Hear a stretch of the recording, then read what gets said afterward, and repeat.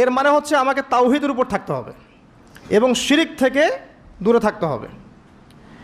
আর মুহাম্মদুর রাসূলুল্লাহ মানে হচ্ছে আপনাকে সুন্নাহর উপর থাকতে হবে, বেদাত থেকে দূরে থাকতে হবে।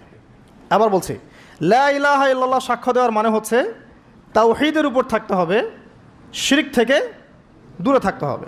আর মুহাম্মদুর রাসূলুল্লাহ এই সাক্ষ্য দেওয়ার অর্থ হচ্ছে আমাকে নবীর সুন্নাহর উপর থাকতে হবে, বেদাত থেকে দূরে থাকতে হবে।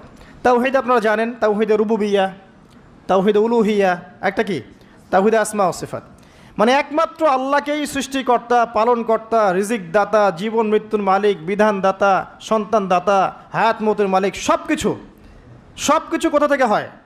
আল্লাহ থেকে। এই কনসেপ্টের নাম হচ্ছে লা ইলাহা ইল্লাল্লাহ। আর যদি কেউ আল্লাহর সাথে শিরক করে, মানে কেউ মনে করে আল্লাহ ছাড়া কোনো সৃষ্টিকর্তা আছেন বা আল্লাহ নাই বা আল্লাহ আছেন আরও কেউ আছে,